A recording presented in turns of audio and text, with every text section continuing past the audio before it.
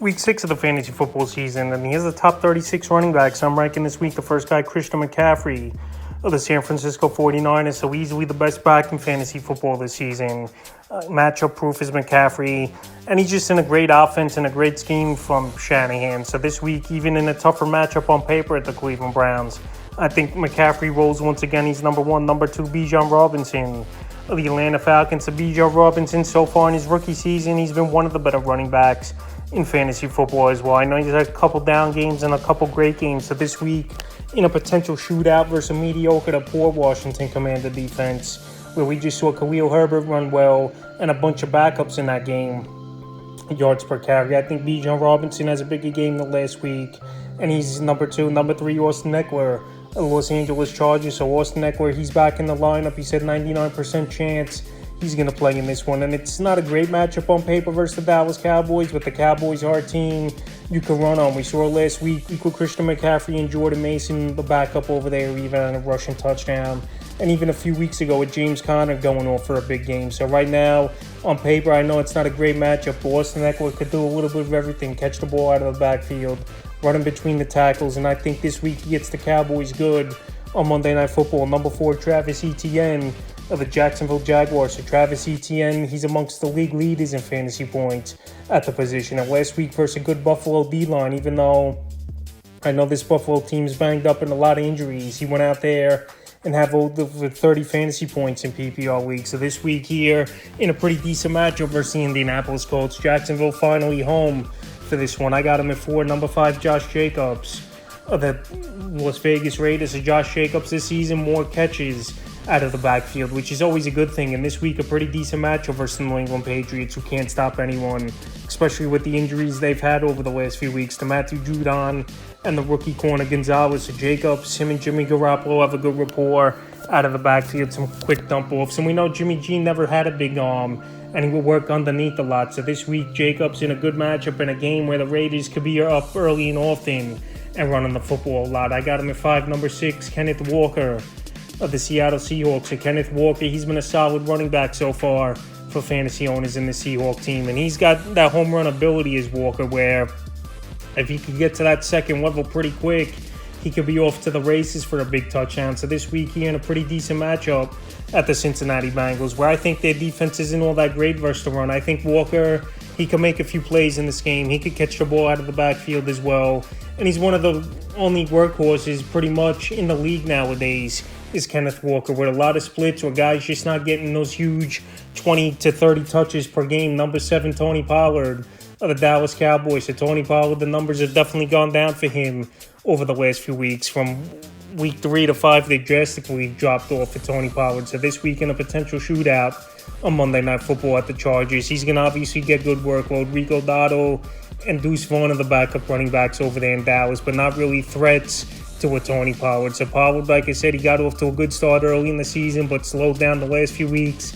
But in a potential shootout, and this Cowboy team has to find easier ways to score, I think that's getting the ball to Tony Pollard. Number 8, David Montgomery of the Detroit Lions. So David Montgomery, he's taken the backfield by storm, and as of now, Jahmyr Gibbs hasn't practiced time of recording this video once again this week. So we could see Gibbs out once again, and pretty much when Gibbs was out in last week's game, Montgomery took over and had another big one. We saw it in week 4 versus the Green Bay Packers, a monster game for Montgomery. And then last week as well, he had a good one versus the Panthers. So this week here in a good matchup at Tampa Bay, where I think he can make some things happen, is Montgomery. I got him at 8. Number 9, Saquon Barkley of the New York Giants. So it looks like Barkley possibly could be back this week. Very tough matchup at the Buffalo Bills, even though, like I said, they've lost a bunch of guys for the season. Milano out for the year, Dequan Jones out for the season, Tre'Davious White. But Saquon, we know, is a decent receiver out of the backfield, and once he's back there for New York, he's going to get pretty much all the touches. So last couple weeks, we thought Saquon would be back, but it hasn't been the case. So this week, if he does play, it could be a tricky situation. We'll see the practice report as the week goes on. But right now, I got him at 9. Number 10, Breece Hall of the New York Jets. So Breece Hall, finally the man over there in New York. And I've said it a lot that Dalvin Cook, it looked like his best years were behind him. Obviously, Minnesota thought so, to let him walk and go with Alexander Madison, who really hasn't done much this season. But Breece Hall last week, he went off with a monster game, rushing over 170 yards and find the end zone. And this week, I know it's a tough matchup on paper versus the Philadelphia Eagles, but I still think Breece Hall, as long as he's getting those 20, 25 touches in this one, just on volume alone and his talent, I think has a good one. He's number 10, number 11, Alvin Kamara of the New Orleans Saints. So this Saint offense has been way better the last few weeks since Kamara's been back in the mix here. And he's getting a lot of targets as well coming out of the backfield. So PPR leagues, Kamara, he's got a great value.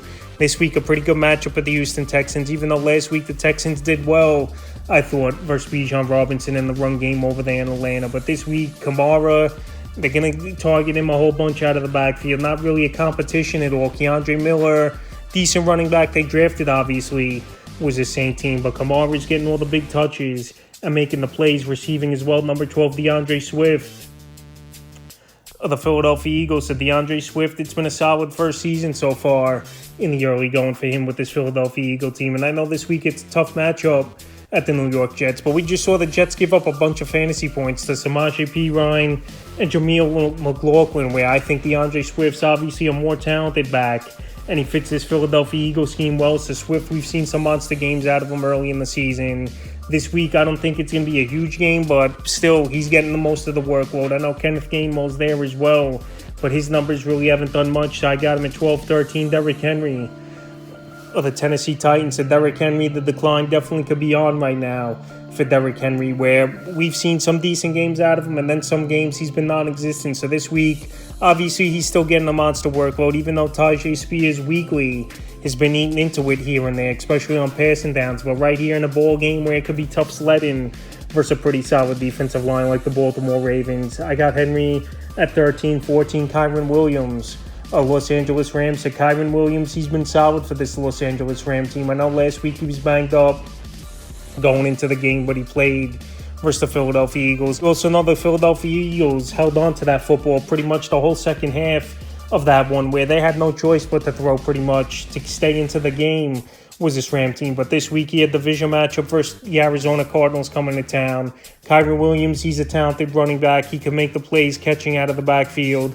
And the running lanes might be open even more with Cooper Kupp back in the lineup. So I got him at 14-15. Isaiah Pacheco of the Kansas City Chiefs. So this week a great matchup here versus the Denver Broncos that we've seen get torched week in and week out from running backs. We saw Breece Hall, like I mentioned, go over 170 yards on the ground. Pacheco, we know he's a good running back. The last couple weeks, he's really starting to get things going. Looks like that knee is 100%. And in a potential shootout and a game, they're going to run the clock out in the second half, I believe, is Kansas City. I got him at 15-16. Joe Mixon of the Cincinnati Bengals. So Joe Mixon, he's been a middle-of-the-pack type of running back this season, but on volume alone, he's getting a lot of work. And one of the still exclusive backs in the league where he's pretty much getting all the touches in his backfield. So this week here in a game versus Seattle, where I think it's going to be close between these two teams, where Joe Mixon's going to have to make a few plays, I think he could put up a decent fantasy game. And I got him at 16, number 17, Brian Robinson of the Washington Commanders. So Brian Robinson, he's been a solid running back so far for this Commander team. He's got 4 games with double-digit fantasy points. And this week here at the Atlanta Falcons, I think Robinson could go in there and run for a decent one. I know this game could be a potential shootout. I know the Falcons, they've been pretty stout versus the run this season. We saw them last week shut down Dameon Pierce. But Brian Robinson, he has a nose for the end zone. He's their short yardage back. And even last week, he pretty much took every carry in the backfield for this Washington Commander team, which is obviously good volume and a good play. Number 18, Jonathan Taylor of the Indianapolis Colts. So Taylor last week, he just had a cup of coffee pretty much in that game, and it was the Zach Moore show going over 165 yards and finding the end zone in that ball game. But right now, Jacksonville Jaguars division game, pretty big one. And I paid Jonathan Taylor all this money a few weeks ago. I think he's not going to sit on the bench for much longer like he did last week's game, only getting 10 touches. So this week the workload's going to go up. Jonathan Taylor, he's supposedly 100%, and everything seems good now over there in Indianapolis. And this week, obviously, I'm pumping the brakes having him at number 18. But I still think he has a good game. Number 19, James Cook of the Buffalo Bills. So a great matchup for the Bills here versus the New York Giants. And we know James Cook, he's getting the majority of the touches in the backfield. Last week wasn't a good game for him, though, versus the Jacksonville Jaguars in London. But this week in a game where they're going to be up early and often, and the second half they're going to run the football a whole lot to chew the clock out, is this Buffalo Bill team. I think Cook bounces back, and I got him at 19-20. Dameon Pierce the Houston Texans. So Dameon Pierce, it's definitely been a struggle for him this season, and a touchdown-dependent running back. But another play, again, majority of the workload. Devin Singletary pretty much hasn't been a factor over there in the backfield for Houston. But Dameon Pierce, I'm not expecting a good game out of him. But like I said, he's getting those 15, 20 touches per game. Even though C.J. Stroud and this Texan team, it seems like they've been a pass-first team so far this season, even though I know they've been trailing in a majority of the games. But anyway, I got Pierce at 20-21. Mondre Stevenson of the New England Patriots. So Mondre Stevenson, it's been a struggle for him over the last 3 weeks. And obviously, it's not his fault. This team in the Patriots, they've been down quick in the last 2 games, losing 38-3 to the Dallas Cowboys. And then the Saints shutting them out last week 34-0. So the last 2 weeks, how could you get in a rhythm and anything going on the offense? And Mac Jones has been horrible as well, even though he's not working with pretty much anything on the offense. But this week, Stevenson's still going to get workload. I know Ezekiel Elliott, he's been taking some touches from him, but if the Patriots want to get back on the right track and start winning games, in my opinion, you got to just go with Stevenson and keep feeding him that you can make defenses off balance once again. And this week at a decent matchup at Vegas, I got him at 21-22. Alexander Mattison of the Minnesota Vikings. So Madison, a pretty decent matchup with the Chicago Bears. I know Cam Akers, he's been working into the carries a little bit here from Alexander Mattison. But right now, Madison, I think they're going to lean on him a little bit more with Justin Jefferson out the next few weeks here. And you don't want Kirk Cousins dropping back 40, 45 times in a game with no Justin Jefferson, where Jefferson makes some plays that bails out quarterback at times. So right now, I think they run the football more. And this could be a potential shootout with the Bears and the Vikings. 23, Zach Moss of the Indianapolis Colts. So Zach Moss exploded last week with the monster game versus the Tennessee Titans in Indianapolis. But this week here, Jacksonville, I think they're going to be up for the task for Zach Moss. And Jonathan Taylor, it's just bound to happen with the big contract and him back to get more carries. So Zach Moss, if you want to use him as a flex or low two-end running back, I think he could be decent this week. But I'm not expecting huge numbers. And it wouldn't be surprising to me if he's a bust this week as well and only scores 8 to 10 fantasy points in that range. Number 24, Rachaad White of the Tampa Bay Buccaneers. So Rachaad White, I don't like the matchup a lot versus the Detroit Lions, where I could see this a game where both teams just go up and down the field throwing the football a whole lot over there in sunny Tampa Bay. But right now, like I said, Detroit's been pretty stout versus the run this season. I know last week they shut down the Carolina Panthers offense run game, and they even shut down the Green Bay Packers run game a few weeks ago as well. So right now, White on volume and his pass-catching ability out of the backfield, I still think he's a top 24 back at 24-25. Jerome Ford of the Cleveland Browns. So a very, very tough matchup here for Ford in this Brown team versus the 49ers. One of the best defenses, if not the best defense, in all pro football. So right now, Kareem Hunt, we know, is over there. Wouldn't be surprising to me if Hunt gets more of a workload in this game after coming off the bye and getting more into shape after missing the first few weeks, holding out for a team to give him a deal. And obviously they did once Nick Chubb went out. But anyway, Jerome Ford, he's made the most out of his minimum touches so far this season. And in this game, versus a tough defense and with Deshaun Watson most likely 50-50 going into this game, not playing. If he does, P.J. Walker will be the starter. I don't think it'll be a good one here. And I got him at number 25. 26, Javante Williams of the Denver Broncos. So Williams, he missed last week's game, but now with a shorter week here, he probably figured I'll sit out this one versus the Jets in week 5. And now he's back with the hip injury here, Kansas City, practicing in full. So this game could get out of hand early and often for this Denver Bronco team, where I believe Jaleel McLaughlin will be the third down back and the passing downs back in this game. So right now, I know it's not a great matchup for Kansas City, but I still believe he's going to get a decent workload. He is Javante Williams. And last week we saw Pirine and McLaughlin, even versus a tough Jet defense, have a decent fantasy day with both guys combined in over 25 fantasy points. 27, Jahmyr Gibbs of the Detroit Lions. So Gibbs, so far in the early going here, he hasn't practiced this week, and he got banged up in practice last week and forced him to miss the game. So right now, Jahmyr Gibbs, we know he's a talented running back, but David Montgomery's got the lead right now in the backfield over there. After the last 2 weeks, he's gone off with 2 big games, and Gibbs missing last week didn't help at all. So right now, if you're in desperation mode, have a few guys on bye or a few players hurt or whatever the case may be, I think Gibbs is a low-end 2-back flex option this week if he even does play in this game with a good Tampa Bay run defense. But 28, Rashawn Johnson of the Chicago Bears. So we know Khalil Herbert, he's going to miss multiple weeks. with a high ankle sprain. And we see with Saquon Barkley at least missed 3 weeks with the injury. So right now, Johnson and Donta Foreman pretty much the only two backs over there in Travis Homer. But I don't think Roschon Johnson's really going to be in the between the tackles guy. I could see Foreman being the man in this game, but we don't know 100% as well if John in this game coming off a concussion as well. But right now, I think Foreman at the end will be the lead back in terms of first and second down, getting the running work, and Johnson being more the guy in the passing game and on third down plays. So right now, if he's going to play in this game, I'll still grade him above Donta Foreman with his catching ability and breakaway speed as well. And it's a good matchup in a potential shootout versus the Minnesota Vikings. Number 29, Justice Hill of the Baltimore Ravens. So this Raven team, it's pretty much been a running back by committee over there. Gus Edwards, Justice Hill. We've seen Melvin Gordon get some work as well. And Keaton Mitchell could be back sooner than later, possibly as early as this week. But right now, I don't think Mitchell in the early going will be a factor field here for this Baltimore Raven team. But right now, Justice Hill, a better receiver out of the backfield. He's put up more fantasy points and less work than Gus Edwards. And this week, it is a tough matchup at the Tennessee Titans. They're one of the better teams versus the run throw on this Titan defense all day. Number 30, Tyjae Spears of the Tennessee Titans. The Spears, he's really been working into the workload of Derrick Henry, and he's a better receiver out of the backfield. Henry, we know he's up there in terms of running back age, older, with a lot of carries under his belt.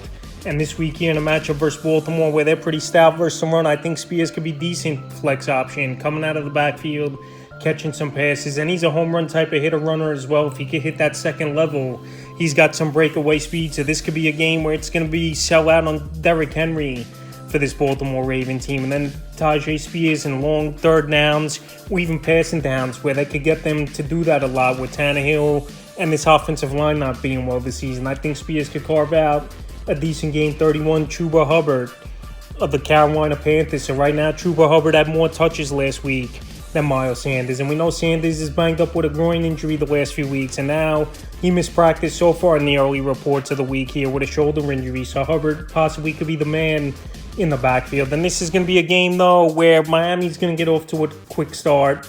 10, 14 points right away. I believe this Panther team will be down to this Dolphin offense. And right now, Hubbard's a better receiver out of the backfield than Miles Sanders. And if Sanders doesn't play in this game, I expect a decent workload of 15 to 20 touches overall between running the football and catching the football here for Hubbard. So as a flex option, I have him at 31, 32, Donta Foreman of the Chicago Bears. So I don't think Roschon Johnson 100% is going to be the guy over there for this Bear team. And it wouldn't be surprising to me if Foreman, like I said earlier in the video, is a first and second down back for this Chicago Bear team, with Johnson working in on passing downs, third downs, and some early drives. So this week in a potential shootout versus the Minnesota Vikings, Foreman's a physical back, and a guy last season who had some monster games while he filled in for Christian McCaffrey after he got traded away to the 49ers. So right now, Foreman's still available in over 70% of fantasy leagues, but it wouldn't be surprising to me if he's the lead back this week for this Bear team. But I got him at 32, 33, Miles Sanders of the Carolina Panthers. So Sanders, he's missed practice so far in the early going this week here. And if he does play, it's most likely a 50-50 split once again with Sanders and Chuba Hubbard. But Sanders is not that good of a receiver out of the backfield, where I think Hubbard's better than him. So this could be a game where in game script, Miami gets off to the good lead, like I mentioned, 10, 14 points. And Sanders doesn't really do much, but they're giving him a contract that's decent money per year, and he's still going to see the field here. So if he plays, I got him at 33, 34, Jaguar McLaughlin of the Denver Broncos. So this Bronco team, they're going to be down early and often here on Thursday Night Football, in my opinion, to the Kansas City Chiefs. And they're going to have no choice but to throw a whole lot. And we know the explosiveness with McLaughlin. Sean Payton's using him as a Darren Sproles type over here for this Denver Bronco team. So if this game's out of hand and they got to pass, you know McLaughlin's a third down back and a receiving back. Him and Samaje Perine, but I think McLaughlin will be the backup running back and third down back in this game, just the way the game flow is going to be and stuff. 35, Gus Edwards of the Baltimore Ravens. So Gus Edwards, he's pretty much getting 10, 12 touches per game in this Raven backfield and not getting much fantasy points. But like I said, he's getting work over there. And if you're in a position with a lot of bye weeks, or you lost some of these players like a James Conner, Devon Achane to injury, and you got no choice but to put Edwards in your starting lineup, you're going to expect 10, 12 touches, 50, 60 total yards at best, and hoping for a touchdown. And like I said, it's tough to run on this Tennessee Titan team. So I don't see much out of him in the 36th and final running back I'm ranking this week. He is Amari DiMercido of the Arizona Cardinals. So I think Keontae Ingram, if he's going to play this week, he's going to have some work in this matchup as well. But DiMercido last week came in after Connor went down with injury. We know Connor's out minimum 4 games now with the knee injury. And right now, it's a mediocre matchup at the Los Angeles Rams. I think DiMercido can make plays out of the backfield catching the football. But I could see this being a game where Ingram's the first and second down back and DiMercido's more change of pace and the third down back. And I know a lot of people went out there and ran to the wire and put decent fab money on him and claimed him off waivers. But anyway, I'm not expecting a huge game out of him. And like I said, I could see Ingram getting work as well if he plays. So that top 36 running backs I'm ranking here for week 6 of the fantasy football season.